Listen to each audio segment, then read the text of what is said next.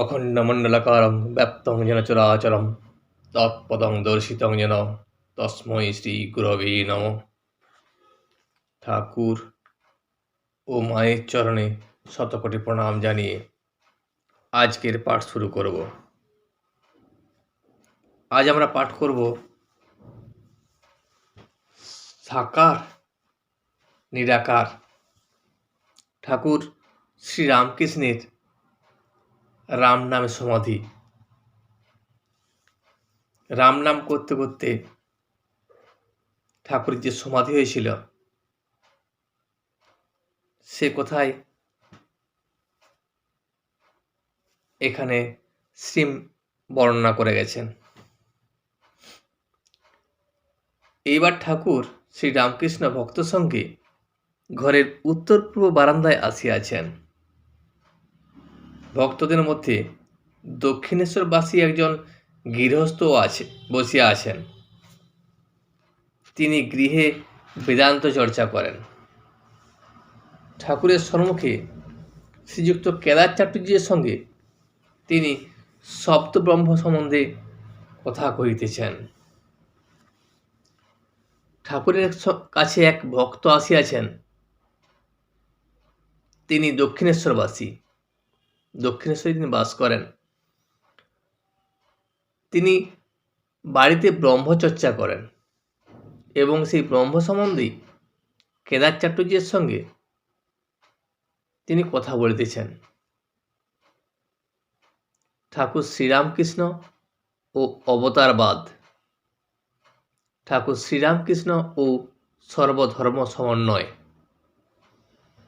দক্ষিণেশ্বরবাসী বলিলেন, এই অনাহত শব্দ সর্বদা অন্তর বাইরে হচ্ছে। তখন ঠাকুর বলিলেন, শুধু শব্দ হলে তো হবে না, শব্দের প্রতিপাদ্য একটি আছে। তোমার নামে কি শুধু আমার আনন্দ হয়? তোমায় না দেখলে 16 আনা আনন্দ হয় না। তিনি যে শব্দ ব্রহ্মের কথা কেদার চাটুর্যকে বলছিলেন, সেই শব্দ ব্রহ্ম থেকে তিনি বললেন যে একটা শব্দ মনে হয় সবসময় আমার ভেতরেও হচ্ছে আবার বাহিরেও হচ্ছে। ঠাকুর তখন বললেন, এই যে শব্দটা শুনতে পাচ্ছ, শুধু শব্দের দ্বারা কিছু হয় না। যেমন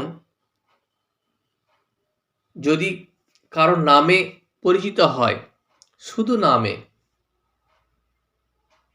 তখন তার মধ্যে কোনো আনন্দ নাই। কিন্তু যখন লোকটিকে দেখা হয় এবং লোকটির সঙ্গে তার নামের পরিচয় করা হয়, তখন আনন্দটি পুরোপুরি হয়। আবার দক্ষিণেশ্বরবাসী বলিলেন, ওই শব্দই ব্রহ্ম, ওই অনাহত শব্দ।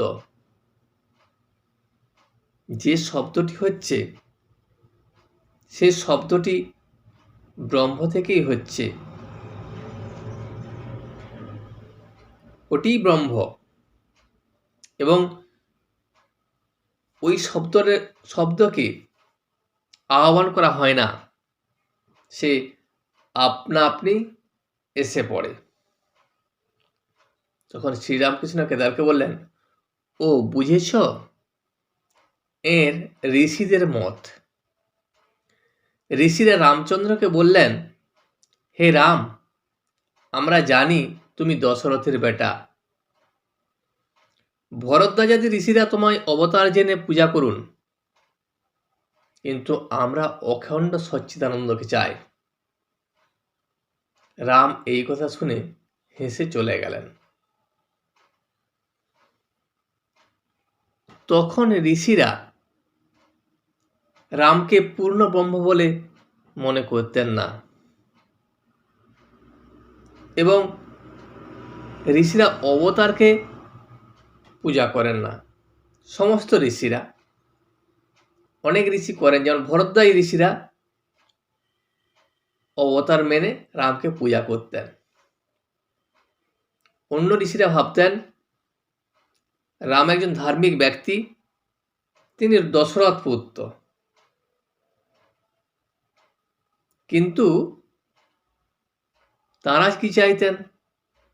তারা অবতার চাইতেননি। অবতার হলো ঈশ্বরের একটা অংশ।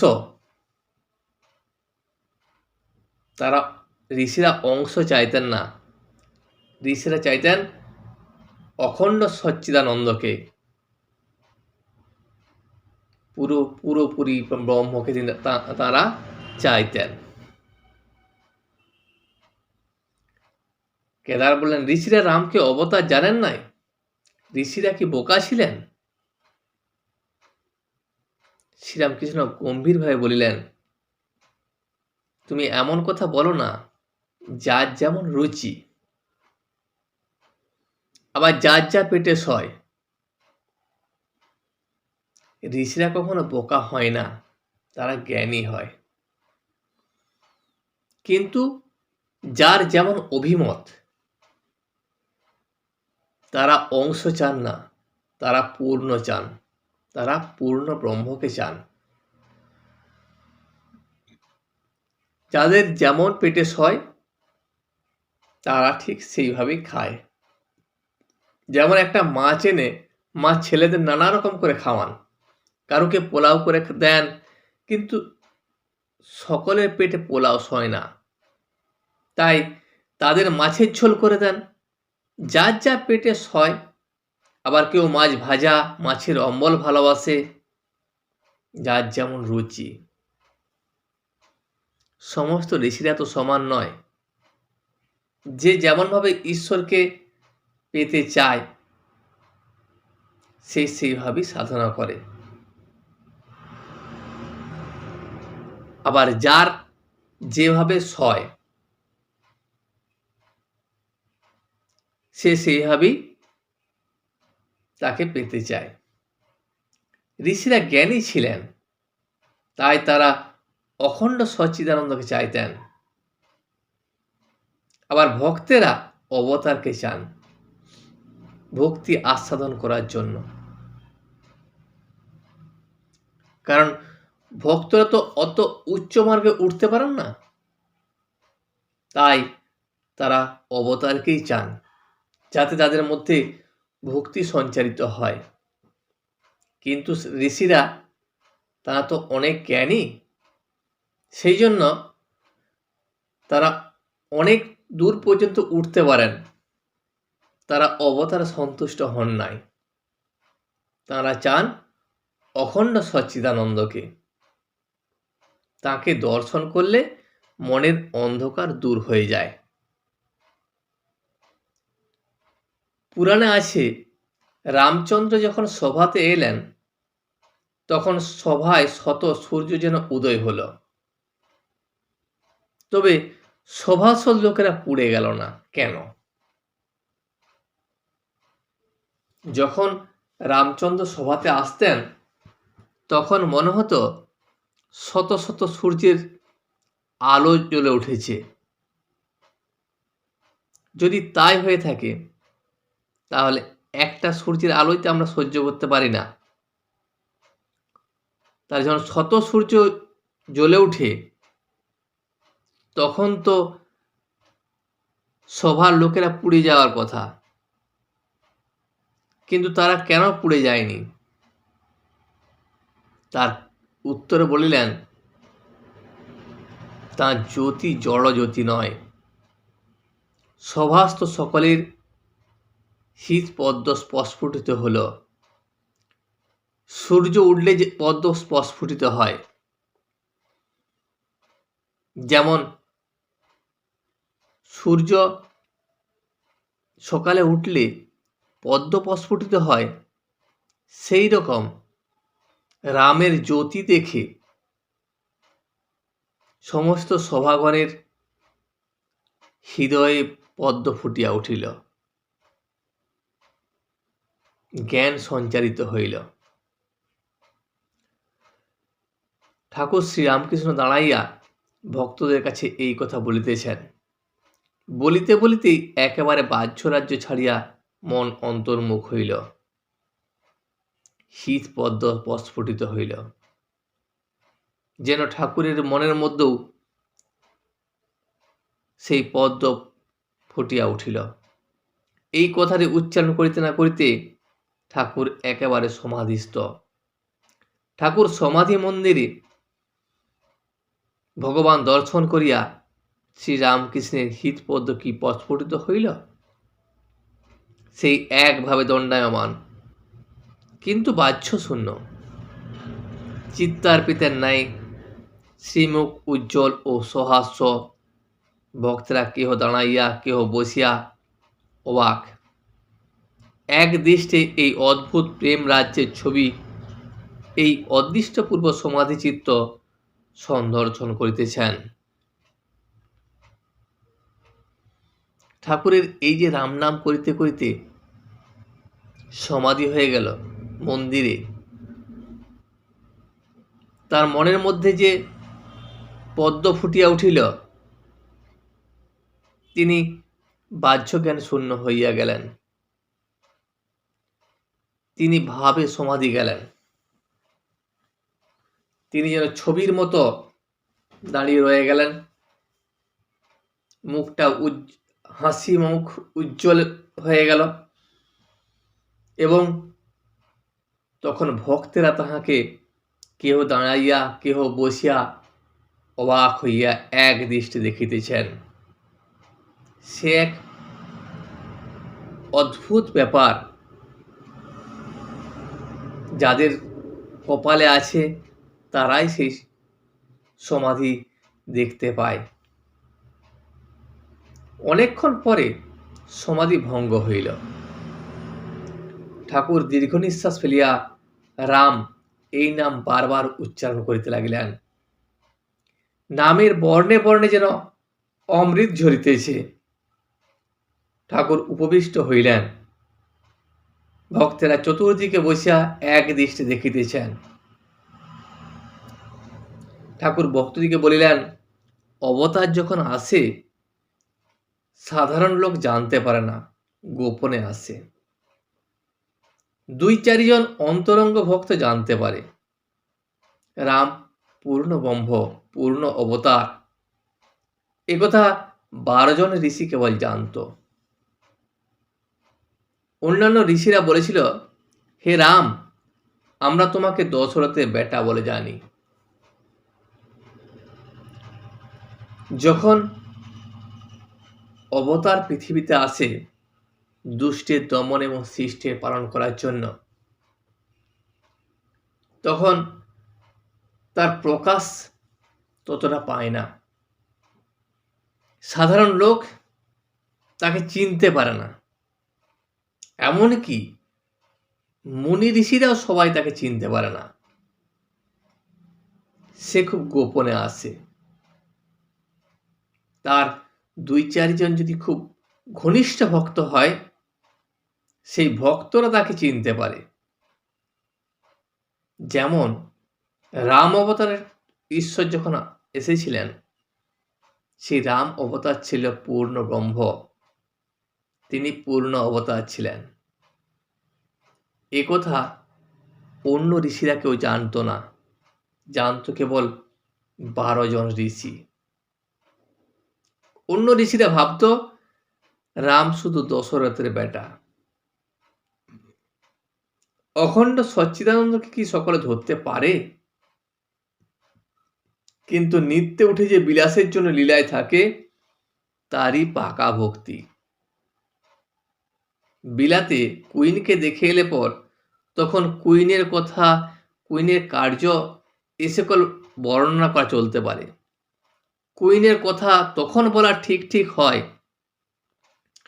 ভরদ্বাজ ঋষি রামকে স্তব করেছিলেন আর বলেছিলেন, হে রাম, তুমি সেই অখণ্ড সচ্চিদানন্দ, তুমি আমাদের কাছে মানুষ রূপে অবতীর্ণ হয়েছ। বস্তুত তুমি তোমার মায়া আশ্রয় করেছ বলে তোমাকে মানুষের মতো দেখাচ্ছে। ভরদ্বাজ ঋষি রামের পরম ভক্ত। তাঁদের ভক্তি পাকা ভক্তি। অন্যান্য ঋষিরা অবতারের কাছাকাছি যেতে পারেন না বলে, বা অবতারকে অবতার স্তব করেন না বলে, সেই জন্য তারা রামকে চিনতে পারেন নাই। যেমন রানী কুইনকে যদি কেউ দেখে, শুধু দেখলে হবে কি? তার কাছে যেয়ে তার কার্য যদি দেখতে পারে, তবে তার কুইনের সম্বন্ধে ঠিক ঠিক বলা হয়, বা কুইনের কার্য সম্বন্ধেও ঠিক ঠিক বলা হয়। এখানে ভরদ্বাজের ঋষিরা কি করেছিলেন? রামের স্তব করেছিলেন। রামের স্তব করে রামকে অর্জন করেছিলেন। তিনি যে সচ্চিদানন্দ, তিনি যে অখণ্ড ব্রহ্ম, ভরদ্বাজের ঋষিরা তা বুঝতে পেরেছিলেন। সেই জন্য তারা বলেছিলেন, তুমি অখণ্ড সচ্চিদানন্দ এবং মানুষরূপে অবতীর্ণ হয়েছ মানুষের কল্যাণের জন্য। তুমি তোমার মায়ায় আশ্রয় করেছ বলে তোমাকে মানুষের মতো দেখাচ্ছে। সেই জন্য ভরদ্বাজার ঋষিরা রামের পরম ভক্ত ছিলেন। কীর্তনানন্দে ও সমাধি মন্দিরে ভক্তেরা এই অবতার তত্ত্ব অবাক হইয়া শুনিতেছিলেন। কেহ কেহ ভাবিতেছেন, কি আশ্চর্য! বেদোক্ত অখণ্ড সচ্চিদানন্দ, যাহাকে বেদে বাক্য মনের অতীত বলিয়াছে, সেই পুরুষ আমাদের সামনে 14 পোয়া মানুষ হইয়া আসেন। ঠাকুর শ্রী রামকৃষ্ণ যেকালে বলেছিলেন, সেকালে অবশ্য হইবে। যদি তাহা না হইত, তাহলে রাম রাম করিয়া এই মহাপুরুষের কেন সমাধি হইবে? নিশ্চয়ই ইনি হিতপদ্মে রামরূপ দর্শন করিতেছিলেন। দেখিতে দেখিতে কোন্নগর হইতে ভক্তেরা খোল করতাল লইয়া সংকীর্তন করিতে করিতে বাগানে আসিয়া উপস্থিত হইলেন। মনমোহন, নবায় ও অন্যান্য অনেক নাম সংকীর্তন করিতে করিতে ঠাকুরের কাছে সেই উত্তর পূর্ব বারান্দায় উপস্থিত। ঠাকুর শ্রীরামকৃষ্ণ প্রেমোন্মত্ত হইয়া তাহাদের সহিত কীর্তন করিতেছেন। কি আশ্চর্য জিনিস! বেদে যাকে বাক্যমনে অতীত বলিয়াছে, সেই পুরুষই 14 পোয়া আমাদের কাছে আবার ফিরে আসেন আমাদের মঙ্গলের জন্য। অবশ্য যে কালে ঠাকুর এই কথা বলেছেন, সেই কালে অবশ্যই হইত।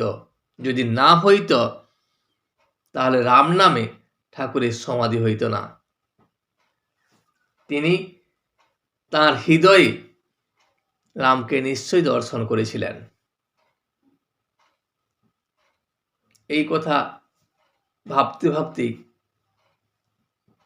সবাই কীর্তন করিয়া বাগানে আসিয়া উপস্থিত হইলেন, এবং সেই কীর্তন শুনিয়া ঠাকুর প্রেমোন্মত্ত হইয়া তাহাদের সঙ্গে সংকীর্তন করিতেছেন। নৃত্য করিতে করিতে মাঝে মাঝে সমাধি, তখন আবার সংকীর্তনের মধ্যে চিত্তার্পিতের ন্যায় দাঁড়াইয়া আছেন। সেই অবস্থায় ভক্তেরা তাহাকে পুষ্পমালা দিয়া সাজাইলেন, বড় বড় গোড়ে মালা। ভক্তেরা দেখিতেছেন যেন শ্রী গৌরাঙ্গ সম্মুখে দাঁড়াইয়া গভীর ভাব সমাধি মগ্ন। প্রভুর কখনো অন্তর্দশা, তখন জড়বৎ চিত্তার্পিতের ন্যায় বাহ্যশূন্য হইয়া পড়েন। কখনো বা অর্ধবাহ্য দশা, তখন প্রেমাবিষ্ট হইয়া নৃত্য করিতে থাকেন। আবার কখনো বা শ্রী গৌরাঙ্গের ন্যায় বাহ্য দশা, তখন ভক্ত সঙ্গে সংকীর্তন করেন। ঠাকুর এই সংকীর্তন করিতে করিতে মাঝে মাঝেই সমাধিস্থ হইয়া পড়িতেছেন। যখন সমাধিস্থ হইয়া গেলেন, তখন তাহাকে ভক্তেরা ফুলের মালা দিয়ে সাজাইলেন। তিনি বিভিন্নভাবে বিভিন্ন সময় সমাধিস্থ হয়েছেন। যেমন তাকে সাজানোর পর মনে হচ্ছে তিনি যেন গৌরাঙ্গের সম্মুখে দাঁড়াইয়া আছেন। কখনো গভীর ভাব সমাধি মগ্ন হইয়া পড়েন, তখন প্রভুর অন্তর্দশা চলছে। আবার কখনো কখনো অর্ধবাহ্য দশা, যখন অর্ধবাচ্য দশা হয় তখন আবার কীর্তনে প্রেমাবিষ্ট হইয়া নৃত্য করিতে থাকেন।